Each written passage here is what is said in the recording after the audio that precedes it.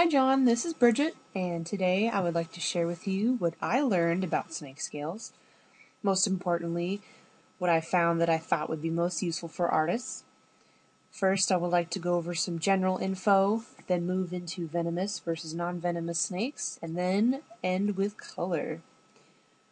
Snake scales are made from keratin, the same substance that our nails are made from. Each scale has an outer and an inner surface, and the scale and skin are actually one layer.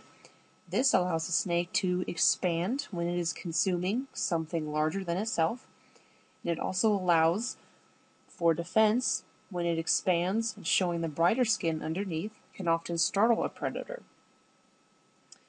A snake's scale may change shape over time and grow larger along with the snake, and they may have pits and other structures that are invisible to the human eye.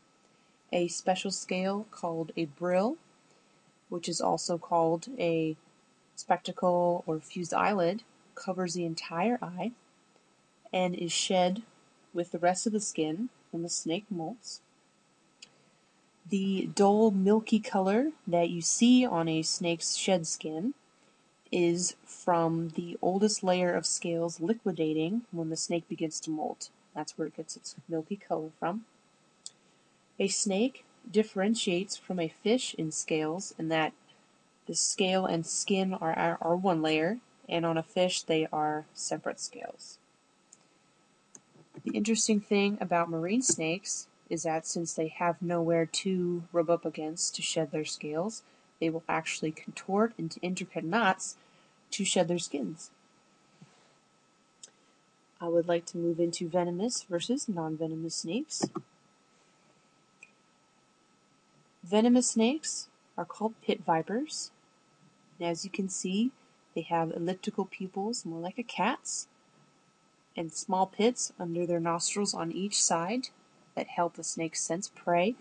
Of course, they have their large fangs, and their heads are of more a triangular shape.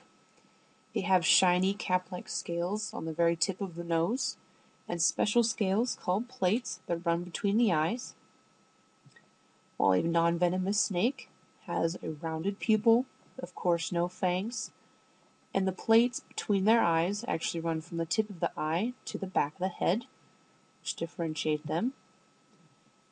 Another way to tell between a venomous and non-venomous snake is the row of scales leading from the special scale, called the vent or belly button, down to the tip of the tail.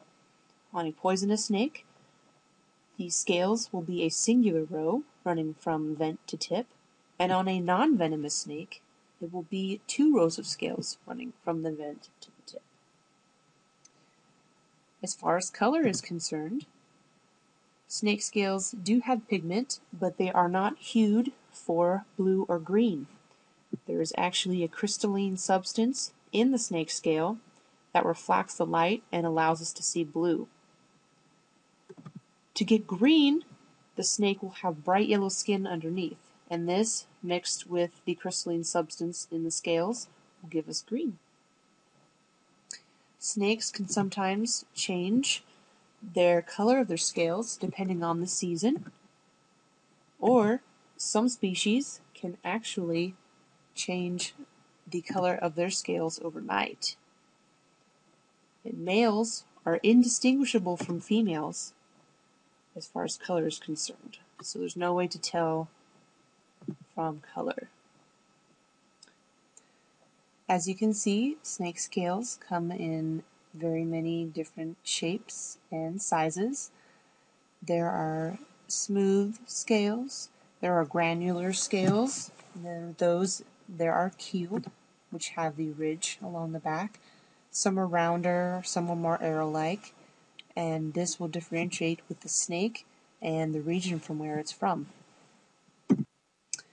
And one last thing that I would like to add is that while doing my research, I came upon this awesome website called Snakes on Film, nitpicking snakes' appearances in movies and on television.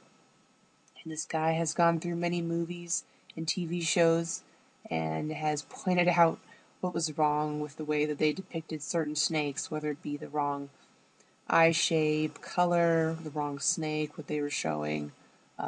So this website's pretty great, and I recommend that anyone who has an interest in this sort of thing should check it out. Well, this is what I learned from my research. I hope you found it interesting, and I hope you have a great day.